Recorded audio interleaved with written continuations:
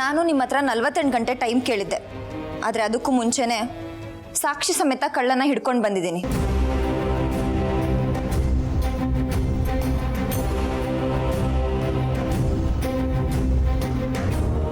Actually ಕಳ್ಳ ಅಲ್ಲ, ಕಳ್ಳಿ.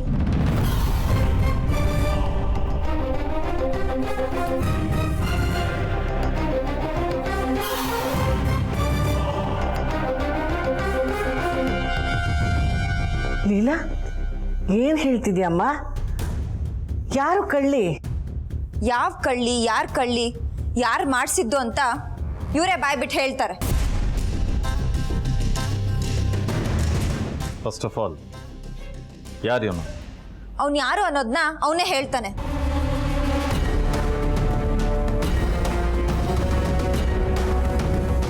ಮುಖ ಏನ್ ನೋಡ್ತಿದ್ಯಾ? ಬಾಯ್ಬಿಡು.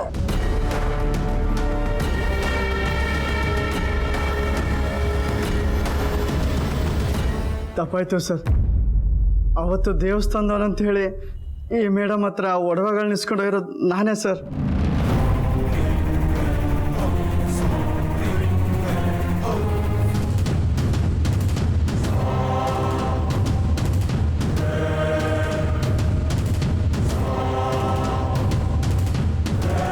ಯೋ ಪಾಪಿಷ್ಟ, ದೇವ್ರ ದಿನರು ಭಯನೇ ಇಲ್ವಾ ನಿಂಗೆ? ಇಂಥ ಕೆಲಸನ ಮಾಡೋದು? ಅಯ್ಯೋ ಅಜ್ಜಿ, ಕೂಲ್ ಕೂಲ್. ಇದೆಲ್ಲ ಇವರೆಲ್ಲ ಮಾಡಿದ್ದು. ನೀವು ತುಂಬಾ ನಂಬಿಕೆ ಇಟ್ಟು ಮೆರೆಸ್ತಿರೋ ದೊಡ್ಡ ವ್ಯಕ್ತಿ ಮಾಡಿಸಿರೋದು.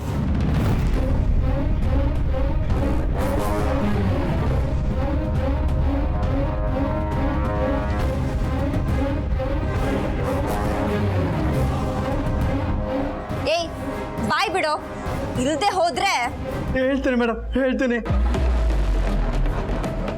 ಅವತ್ತು ಮನೆಗೆ ಬಂದು ಲೀಲಾ ಮೇಡಮ್ ಅವ್ರ ಹತ್ರ ದೇವಸ್ಥಾನದವನಂತ ಸುಳ್ಳು ಹೇಳಿ ಒಡವೆಗಳನ್ನ ಇಸ್ಕೊ ಅಂತ ಹೇಳಿದ್ದು ದುರ್ಗಾ ಮೇಡಮ್ ಅವರು.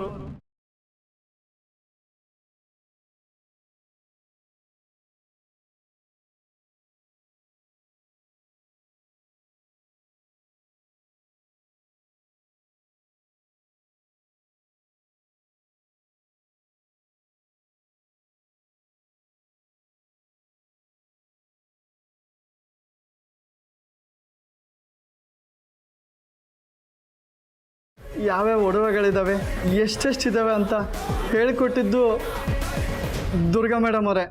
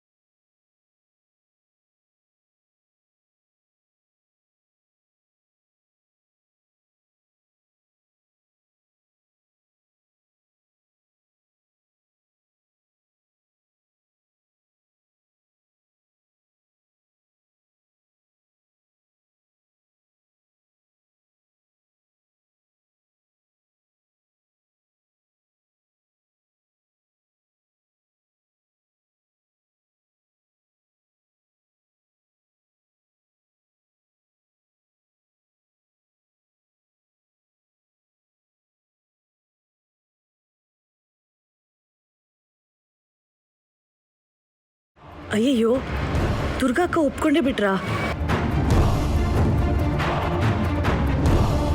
ಇಷ್ಟೆಲ್ಲ ಆದ್ಮೇಲೂ ನಾನು ಪ್ರೂವ್ ಮಾಡ್ಕೊಳ್ಳೋದ್ರಲ್ಲಿ ಅರ್ಥ ಇಲ್ಲ ಅನ್ನಿಸ್ತಾ ಇದೆ.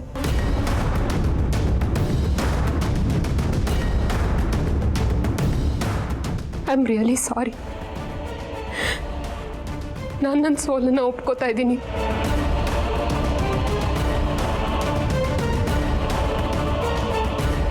ನಾನು ತಪ್ಪು ಮಾಡಿಬಿಟ್ಟಿದ್ದೀನಿ.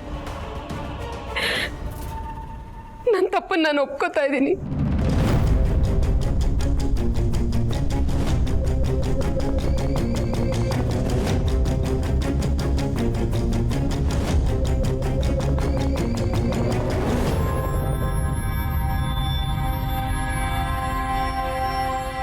ನಾನು ಈ ಮನೆ ಬಿಟ್ಟು ಹೋಗ್ತೀನಿ.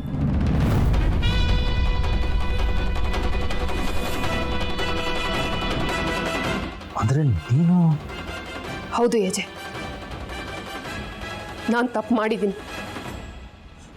ನನ್ನ ತಪ್ಪುಗಳನ್ನ ನಾನೇ ಒಪ್ಕೋತೀನಿ.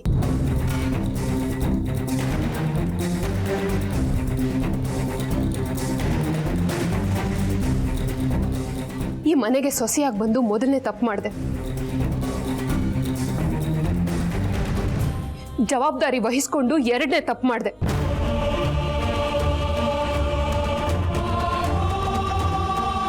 ಲೀಲಾ ಅವರು ಈ ಮನೆಗೆ ವಾರಸ್ದಾರಿಣಿಯಾಗಿ ಬಂದ ಮೇಲೂ ಅವ್ರಿಗೆ ಅಧಿಕಾರ ಬಿಟ್ಕೊಡ್ದೆ ನಿಮ್ಮ ಮಾತಿಗೆ ಬೆಲೆ ಕೊಟ್ಟು ಮೂರನೇ ತಪ್ಪು ಮಾಡಿದೆ.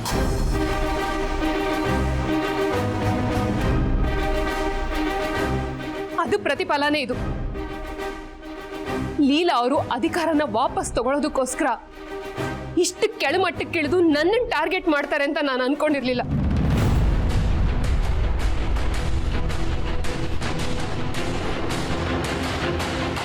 ನನ್ನ ಮೇಲೆ ಗೂಬೆ ಕೂರಿಸ್ತಾರೆ ಅಂತ ಅನ್ಕೊಂಡಿರ್ಲಿಲ್ಲ.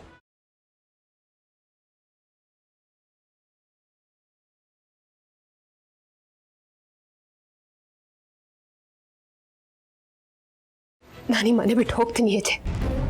ದುರ್ಗ, ಬೇಡ ಯಜೆ, ನೀವು ಚೆನ್ನಾಗಿರ್ಬೇಕು. ನನಗೆ ಈ ಮನೆ, ಹಣ, ಆಸ್ತಿ, ಅಧಿಕಾರ ಇದ್ಯಾವುದು ಬೇಡ. ಎಲ್ಲ ಬಿಟ್ಟು ಹೋಗ್ತೀನಿ, ಹೊರಟು ಹೋಗ್ತೀನಿ.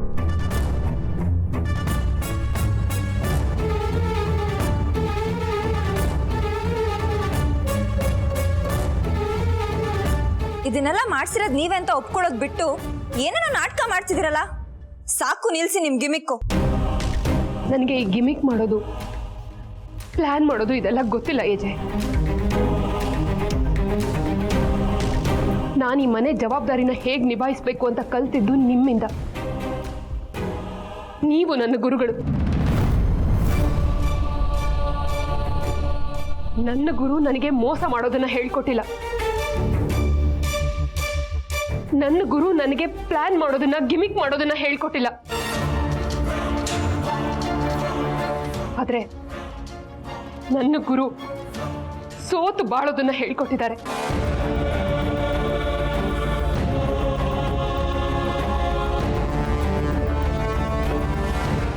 ಮನೆಯಲ್ಲಿ ಒಗ್ಗಟ್ಟನ್ನ ಹೇಗೆ ಕಾಪಾಡ್ಕೊಂಡು ಹೋಗ್ಬೇಕು ಅನ್ನೋದನ್ನ ಹೇಳ್ಕೊಟ್ಟಿದ್ದಾರೆ. ಆದ್ರೆ ಈ ಕಳ್ಳಿ ಅನ್ನೋ ಪಟ್ಟ ಹೊತ್ಕೊಂಡು ನಾನೀ ಮನೇಲಿರಲ್ಲ.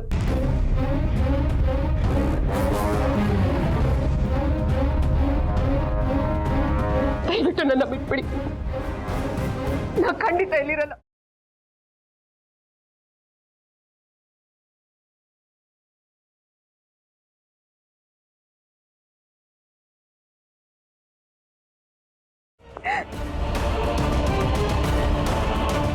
ದುರ್ಗಾ, ಏನಮ್ಮ ಇದೆಲ್ಲ? ಸುಮ್ಮನೆ ಆತರ ಪಟ್ಟು ಏನೋ ನಿರ್ಧಾರ ತಗೋಬೇಡ.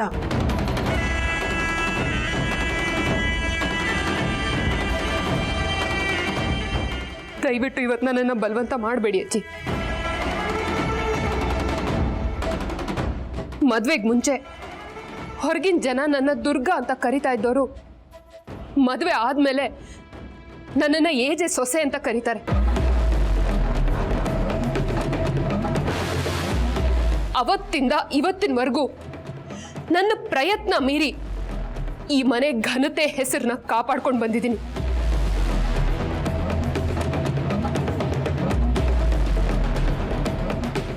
ಆದ್ರೆ ಇವತ್ತು ಇಷ್ಟೆಲ್ಲ ಆದ್ಮೇಲೆ ಈ ಒಗ್ಗಟ್ಟು ಒಡೆದು ನಾನು ಹೊರಗಡೆ ಹೋಗಿ ಹೊರಗೆ ನೋಡು ಅಂತ ಅನ್ನಿಸ್ಕೊಂಡ್ರೂ ಪರವಾಗಿಲ್ಲ. ಏಜೆ ಯಾವತ್ತೂ ತಲೆ ತಗ್ಗಿಸ್ಬಾರ್ದು. ನಾನು ಈ ಮನೆ ಬಿಟ್ಟು ಹೋಗ್ತೀನಿ ಅಜ್ಜಿ.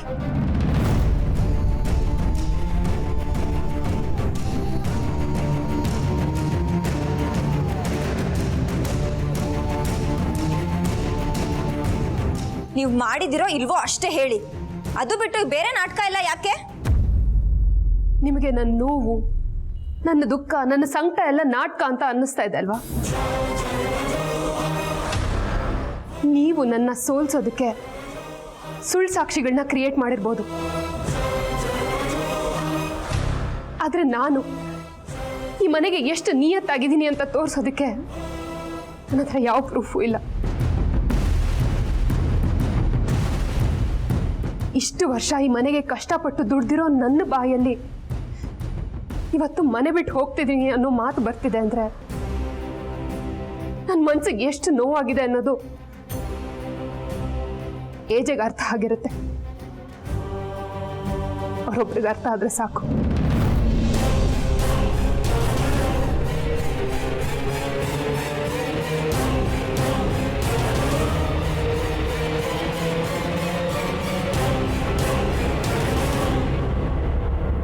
ಅಜ್ಜಿ,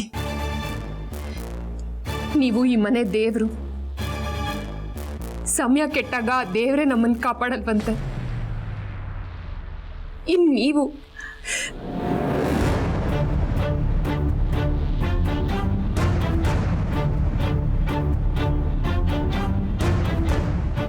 ಅಜ್ಜಿನ ಚೆನ್ನಾಗಿ ನೋಡ್ಕೊಳ್ಳಿ. ಈ ಮನೆನ ಬೆಳಗಕ್ಕೆ ಬಂದಿರೋ ದೀಪ ನೀವು. ನಿಮ್ಮ ಮನ್ಸಿಗೆ ನೋವಾಗಬಾರ್ದು ಅಂತ ನಾನು ಈ ಮನೆ ಬಿಟ್ಟು ಹೋಗ್ತಾ ಇದ್ದೀನಿ.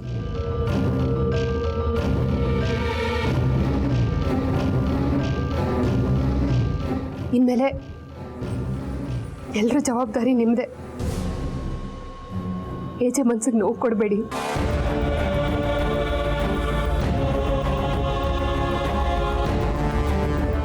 ನಾನೇ ಸೋಲೊಪ್ಕೊಂಡು ಮನೆ ಬಿಟ್ಟು ಹೋಗ್ತಾ ಇದ್ದೀನಿ. ನಿಮಗೆ ಯಾವತ್ತೂ ಒಳ್ಳೇದಾಗ್ಲಿ ಅಂತಾನೆ ನಾನು ಬಯಸ್ತೀನಿ.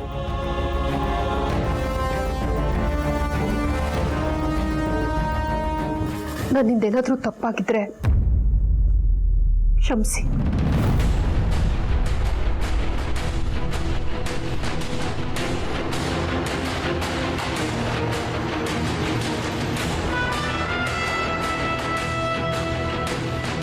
ನಾನಿನ್ ಬರ್ತೀನಿ.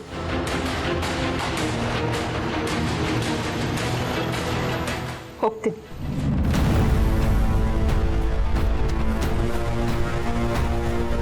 ಮೇಡಮ್ ನಿಂತ್ಕೊಳ್ಳಿ.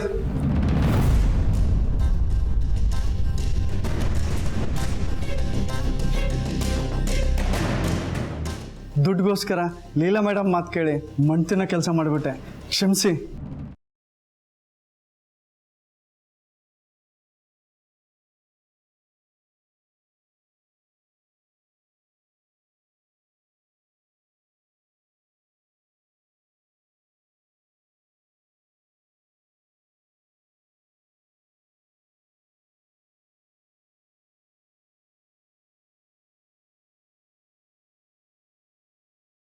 ಹೌದು ಸರ್, ಈ ದುರ್ಗಾ ಮೇಡಮ್ ಬಗ್ಗೆ ನನಗೇನೂ ಗೊತ್ತಿಲ್ಲ.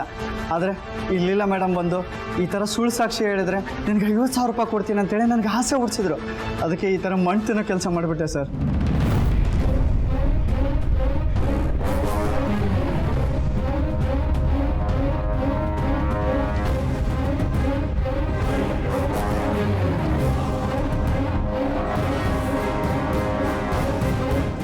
ಅಯ್ಯೋ ಮನೆ ಹಾಳ, ಯಾಕೋ ಸುಳ್ಳು ಹೇಳ್ತಿದ್ಯಾ?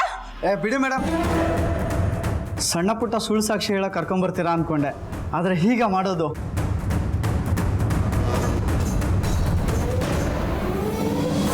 ನಾನು ದುಡ್ಡಿಗೆ ಆಸೆ ಪಟ್ಟಿರೋದು ನಿಜ, ಆದರೆ ದುರ್ಗಾ ಮೇಡಮ್ ಅವ್ರ ಮಾತುಗಳು, ಅವ್ರು ಈ ಮನೆ ಮಾಡಿರೋ ತ್ಯಾಗ, ಅವ್ರ ಒಳ್ಳೆ ಗುಣಗಳು ಅವನ್ನೆಲ್ಲ ನೋಡಿದರೆ ನಾನು ಎಂಥ ದುಡ್ಡು ತಪ್ಪು ಮಾಡ್ತಾ ಇದ್ದೀನಿ ಅಂತ ಅರ್ಥ ಆಯಿತು. ಇವ್ರಿಗೆ ಮೋಸ ಮಾಡಿದರೆ ನಾನು ಗ್ಯಾರಂಟಿ ನರಕಕ್ಕೆ ಹೋಗ್ತೀನಿ ಅಷ್ಟೇ.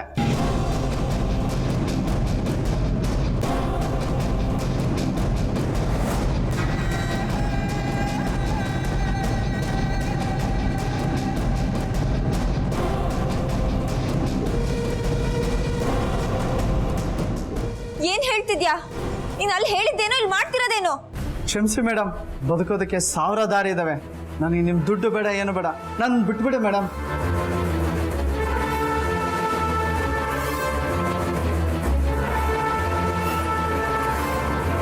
ಏ, ಸುಳ್ಳು ಹೇಳ್ತಿದ್ಯೇನೋ? ನೀನು ಅವತ್ತು ನಮ್ಮ ಮನೆ ಹತ್ರ ಬಂದು ಒಡವೆ ಇಸ್ಕೊಂಡು ಹೋಗಿದ್ದು ನಿಜ ತಾನೆ? ಮನೆ ಹತ್ರ ಬಂದಾಗ ನೀವೇ ಒಪ್ಕೊಂಡ್ರಿ ತಾನೆ? ಮತ್ತ್ಯಾಕೆ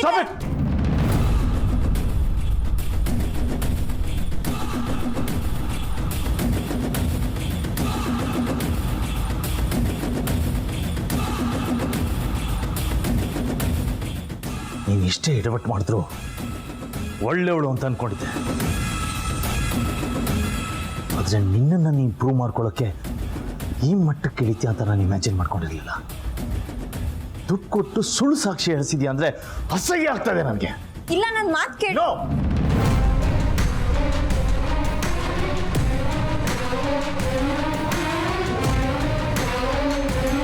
ನಿನ್ನ ಯಾವ ಮಾತು ಕೇಳೋದಕ್ಕೂ ನಾನು ತಯಾರಾಗಿಲ್ಲ. Just stop all this nonsense right now.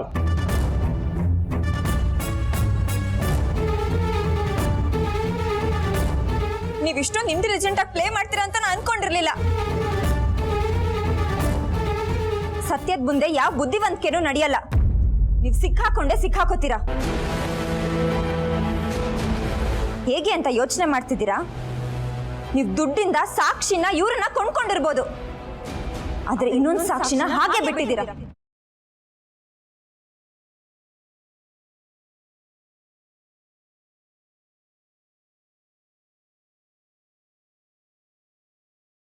ಅದೇನು ಅಂತ ತೋರಿಸಿ, ನೀವೇನು ಅಂತ ಎಲ್ಲರ ಮುಂದೆ ಪ್ರೂವ್ ಮಾಡ್ತೀನಿ. ಇಲ್ಲಿ ಯಾರು ಏನು ಪ್ರೂವ್ ಮಾಡೋದು ಬೇಕಾಗಿಲ್ಲ, ಎಲ್ಲ ಗೊತ್ತಾಗಿದೆ. ಇಲ್ಲ, ನಿಮಗೇನು ಗೊತ್ತಾಗಿಲ್ಲ.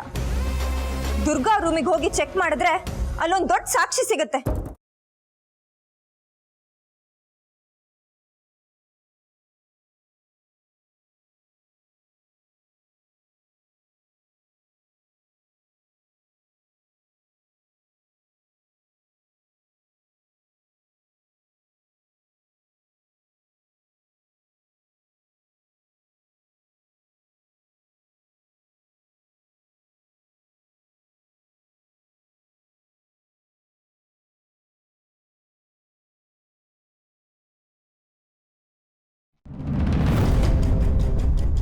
ಇಲ್ಲಿಗೆ ಯಾಕೆ ಕರ್ಕೊಂಬಂದ್ರಿ?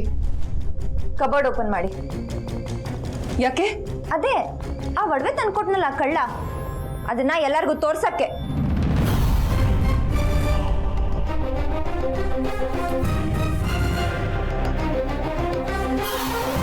ಯಾವ ಒಡವೆ? ನನಗೊಂದು ಅರ್ಥ ಆಗ್ತಾ ಇಲ್ಲ. ಎಲ್ಲ ಅರ್ಥ ಆಗುತ್ತೆ. ಸೈಲೆಂಟ್ ಆಗಿ ಲಾಕ್ ಓಪನ್ ಮಾಡಿ.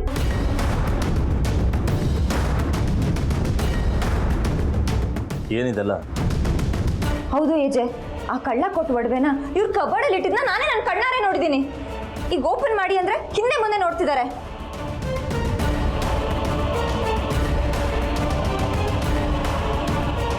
ಸಿಕ್ಕಾಕೋತೀನಿ ಅನ್ನೋ ಭಯ ಅವ್ರಿಗೆ ಅಲ್ವಾ ದುರ್ಗಾ ಅವ್ರೆ?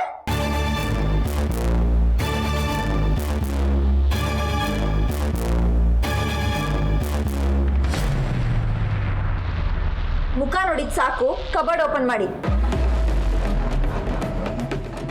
ಯಾಕೆ ಹಿಂಸೆ ಕೊಡ್ತಾ ಇದ್ದೀರಾ?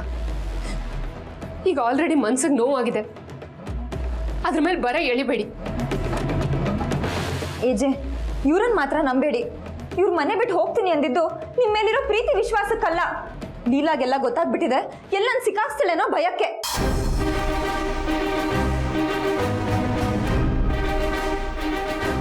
ಎಲ್ಲ ಬರೀ ನಾಟಕ.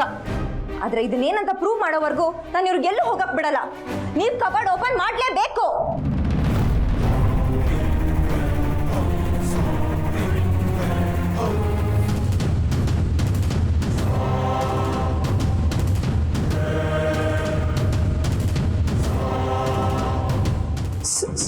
ಸರಿ ಆಯ್ತು, ಓಪನ್ ಮಾಡ್ತೀನಿ.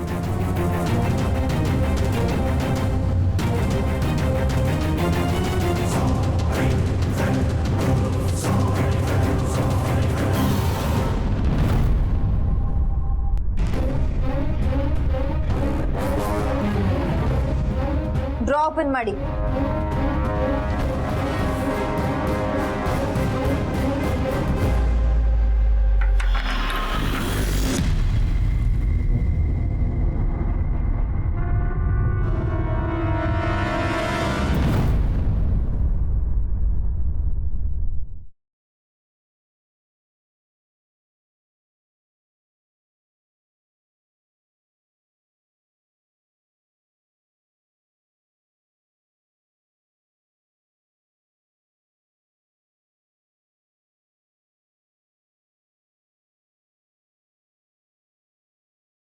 ದುರ್ಗನ್ ಬಗ್ಗೆ ಗೊತ್ತಾಗಿ ಶಾಕ್ ಆಯ್ತಾ?